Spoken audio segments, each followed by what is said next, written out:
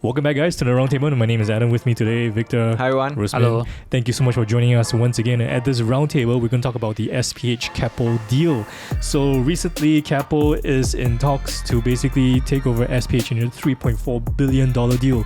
And contingent for this deal to happen, basically SPH had to basically hive off its media arm. Yeah. And that has already gone through. So the EGM recently, the shareholders have voted to basically cut off the media arm for and pay $110 million to do that. What do you guys think about that? Pay someone to clear your business. I feel sad. Take some umbrage at that, right? Yeah. So, so basically now we're going to talk about, so that's a done deal, all right? So you can check out our old video about that.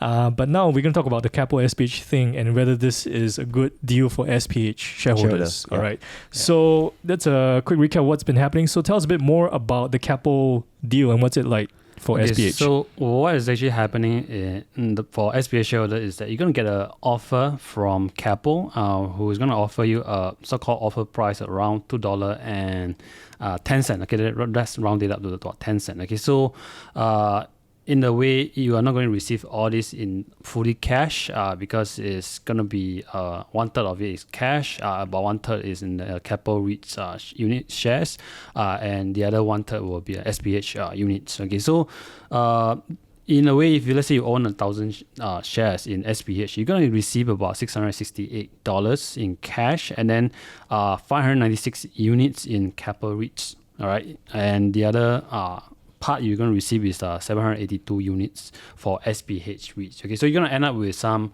odd units for your REITs investment that Keppel is going to pay you. Okay, so it's actually a very smart structure that Keppel actually came out. They don't really have to fork out 3.4 billion of cash. Right, mm-hmm. They actually pay you only about close to about $1 billion in terms of cash transaction, and the rest actually comes from their investment in Keppel REITs, which they actually reduce their shareholdings in Keppel REIT, and then they give it to the shareholders of SPH. All right. And on top of that, of course, SPH itself has about 60% stake in SPH REIT itself, and they actually carve out that 45% and then give it to the SPH shareholders. Okay, so it's really a good win for Keppel, Corp, because they get to manage asset higher AUM without putting more stake in this REITs itself. All right. So just to summarize, as an SPH shareholder, you basically receive cash, Keppel REIT units, and SPH REIT units. Yes. All right. So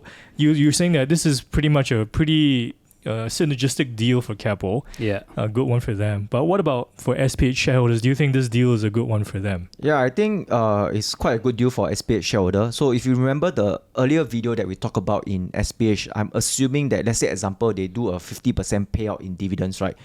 Just assuming their own leftover property business, right? So that will give you about 5% yield, 90% base case share price. 90 cents. 90 cents. 90 cents. Yeah. Base case, right? And the bull case is assuming that they're going to pay out 100%. Yeah. That means they don't grow the business. They literally pay out 100%, right? So that will be 180. And I say 180 at that point of time was impossible because they have to grow the business. So eventually the dividend will cut. The share price will move according to the dividend. Mm-hmm. But right now, someone is paying you a bull case or a much higher than the bull case price, right? To let you exit your SPH. So I think it's a good deal for SPH shareholder. But because if SPH were to stand alone by themselves, you don't expect this price, Mm-hmm. Yeah, actually, I'm not sure whether to be happy or to be sad about this deal, because for someone who bought the shares a year ago, of course, you'll be very happy. Congratulations, because the lowest that SPH had gone down is about $1. But if you bought it more than 3 years ago, you're probably paying at a higher price of above $2, right? And 10 cents. Yep. Even some bought at $4, some bought at $5. Those of you who bought at 10, 20 years ago, even higher. Yeah, but they probably received dividends along the way. Yes, yeah, but still, it's still very painful. It's still very painful, right? Yeah. So it's not a good deal for those people, but it's a good deal for those who bought a year ago, right? You make money. Yeah. Yes. But I mean, where SPH is right now, it's a good deal. Yes. It's a good deal. So after they hive off the media business, I think they actually came out with valuations, which is the net asset value, which I think we talked about it in the last video about SPH. The NAV came out to be around $2.08. Okay, so now I think Keppel is trying to pay at a fair value based on their book value. Okay, after they have off the media business, which is very good because you don't forget SPH do have the developer business, right? So if they were to really stand alone on their own with the landlord business, right, they're going to trade at discount because most of the Singapore developers are trading at discount. Yeah, right?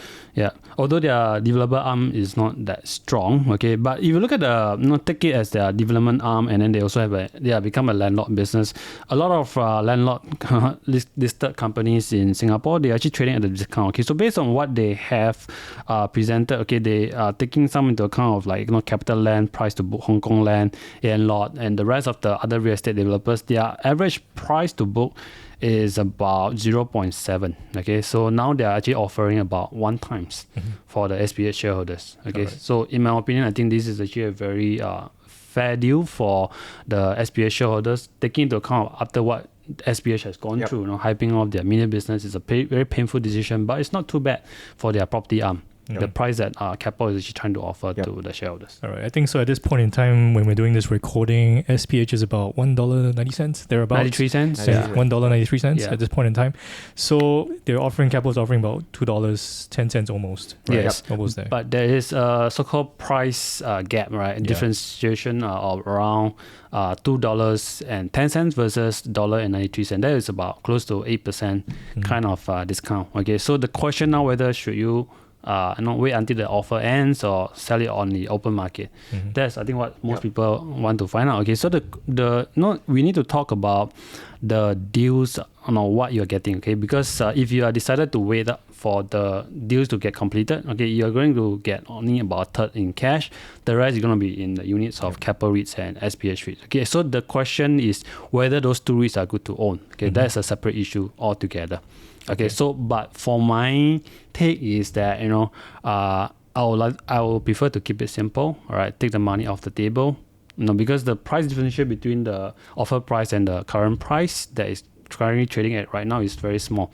So I'd rather take the money off the table by selling off from the open market, right? And then I'll decide what to do with the cash later on. Okay, but if you decided to invest in don't mind owning Keppel REIT share or even SPH REIT share, then of course feel free to wait until the deal is completed. All right. Yeah, but if you really were to look at Keppel REITs, right, the price that they offer you is about $1.20. So that is about, the price to book is about 0.86 time. Right. And if you look at the long-term average price to book of Keppel REIT, right, it's about 0.81 time. So basically, they are selling you Keppel REIT already at the value above their average already. So it's already account for that. Right, that's the first thing. And the next thing is that if you were to look at Keppel REITs, right, so far their track record of paying dividend is not that good. Am I right? Yeah. I think maybe I'll just give a brief for those of you who decided to wait for the deals to complete it. So what you're going to end up with is going to be a Keppel REIT share, about 1/3 of their position in SPH.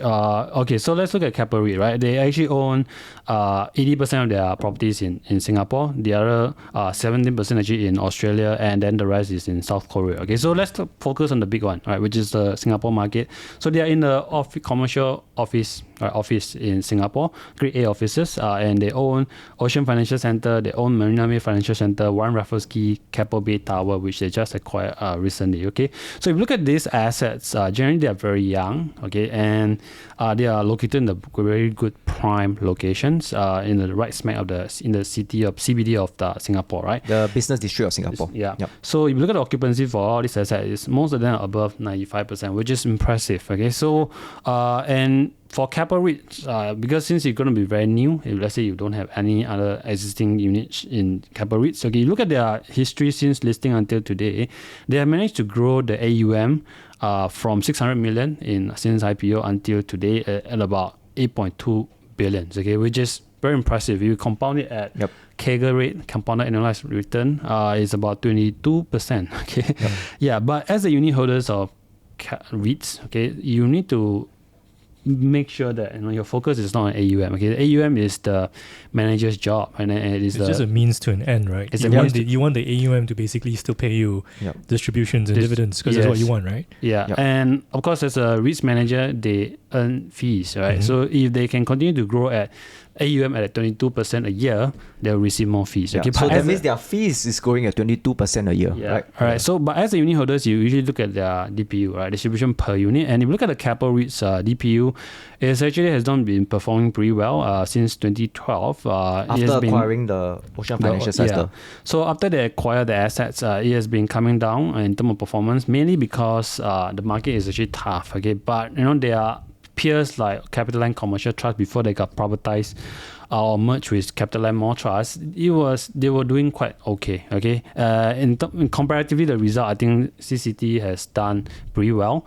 And Keppel REITs, the reason why they're not performing well, mainly one reason could be due to the market. The other reason is also a question of the alignment of interest. Okay, so and this happened I think almost 10 years ago when I was looking at the Keppel REITs, and they actually acquired Ocean Financial Centre. And at the time when they announced they want to acquire Ocean Financial Centre back in 2011, there were a lot of commotion going on with among unit holders of Keppel REITs versus the REITs manager.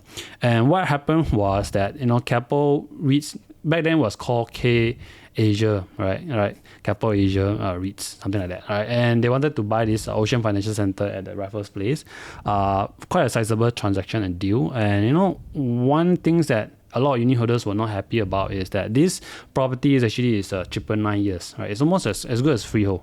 Triple 9 years, right? Triple 9 year lease. Lease. The lease. land lease, right? Yeah. So, but Keppel Land decided to carve out 99 years of this Ocean Financial Centre and sell it to Keppel REITs for 99 years. And by the end of 99 years, they have the options to purchase back this property. All right, CapitaLand had the option to purchase back. Yeah. At $1. Okay. So there were a lot of unit holders were very upset about it, and then things got ugly. It came out in the press. It was everywhere, right, at the time, and it also caught MAS attention on that. Okay, so that was then when that happens, I had an impression that there was a big question on the alignment interest. Okay. And then since then, I never really looked at Keppel REITs, and I think on the high side now, the performance hasn't been very good. Okay? Yeah, so if you look at the dividend has been decreasing, but the fund manager is, and the growing their fees, at 22%. I think fees are fine as long as you They perform. perform, yeah. So I think when it comes to REITs, the litmus test is the DPU. Correct. So And they failed on the DPU. Yeah. So if you look at the last 2 years, 2020, 2019 DPU, and they also actually they usually DPU, the distribution comes from the rental income, right? And this time around, they on top of the distribution from rental income, they also pay out distribution from capital. Basically, those assets that they divest off, they have capital gain. Then they slowly DPU, and all these are not sustainable, because it has to come from the rental income that paid by the business tenant. operations that has to come first. Yes, yeah. So if you look at their DPU, I think it's about 5.73 cents. This is important because if you're going to own Keppel REIT shares, you got to know how much yield in terms of percentage that you're going to receive from Keppel REIT, right? So out of which I think I would say 5.44 cents is actually from their legit rental income. Okay. So that means the sustainable yield is the 5.44 cents. Yeah. So not they the are 5.73 cents. Yeah. Right? So they have already decided that the price that you're going to convert to buy Keppel REIT share is actually $1.30. Okay. So if you calculate based on that, your yield is potentially going to receive about 4.5 cents. This is excluding the capital distribution. 4.5%. Yeah. If you include it, maybe it will come close to 5%. Okay. Yeah. So this is one thing that you need to take note of. And the other thing is, of course, are you okay with the managers who have, in the past, there were a lot of questions on the alignment of interest. Okay. Of course, the management has changed. I'm not sure how that will perform, but I think they have changed over the last few years, but the result since hasn't been very good. Okay, partly mainly because of the market for commercial office, grade A offices in Singapore has been tough because of the corona. Yep. Okay. But this is recently, but I think since you pointed out since 2012, the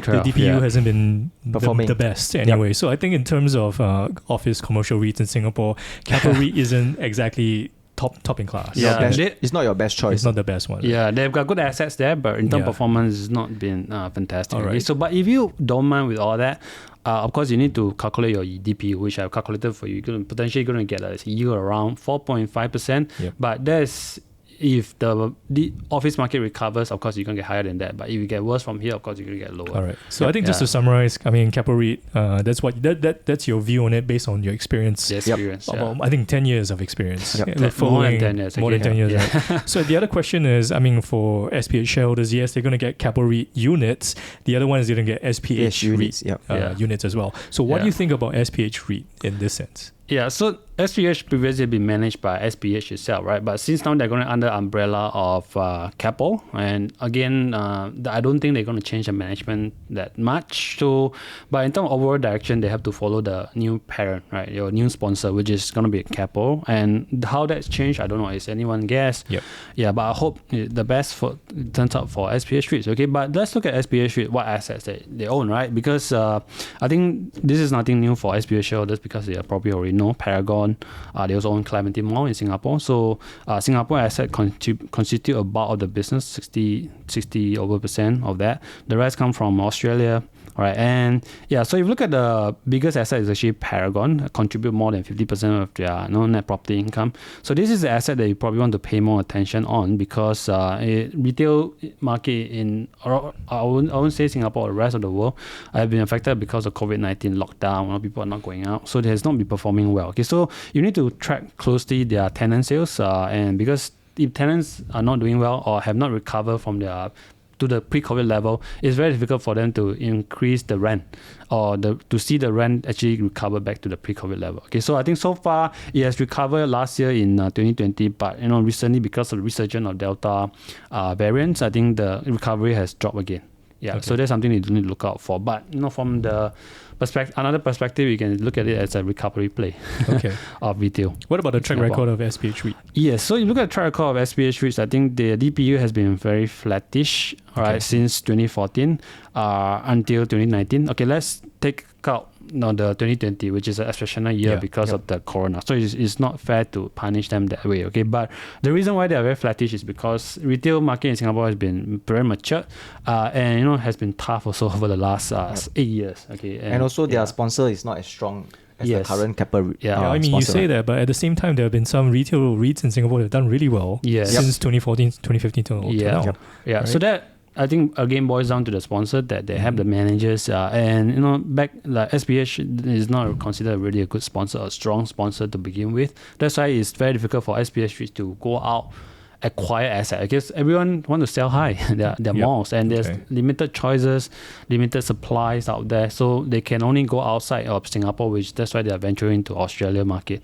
There are a lot more options there. Yeah, so Singapore is actually very tough, right, to find good deals. And if the sponsor can't provide that, then there's no way that you can grow your DP, right? Very hard. Okay. Unless the whole market turns. Okay. Yeah. So what you're saying is that what you've noticed so far is that in Singapore, the REITs that have performed really well are those with a strong sponsor. There's a pipeline of assets that they can inject into the REIT. Yes. And then that tend to do well. Yes. Okay. So for SPH now they're under the umbrella of Keppel. Then of course it's a good fit for Keppel because Keppel doesn't in the past has not been focusing on retail, right? So now SPH fill in the gap, and of course they also get exposure into student purpose-built student accommodation and nursing homes and all that. Okay. Yeah. But I think we still have to really also take note that because Keppel REIT's track record was not that fantastic, so we will not know whether the parent company will affect the management of the SPH REITs. Right? Okay. So that's something that you need to take note. It's a possible risk that you need to take note. There are other assets like Keppel DC REITs have been pretty well managed, I would say, right? Because partly the tailwinds is there. And so that is something that, it's a question mark. Some REITs that managed by Keppel are good, some are not that good. Okay, I don't know where SPH is going to end. Okay. But that probably depends on. And Keppel hasn't been strong in retail side, so I don't think that there's going to be any. So what you're saying is basically shareholders will get cash, SPH REIT, Keppel REIT units. Yes. And it's kind of a question mark how the management or the new management, the sponsor and all that, is going to bring these two REITs forward over the next few years. Yeah. So if you're an SPH shareholder and you have cash, that's great. Everyone loves cash. You like cash? Yes. Of course, I love cash.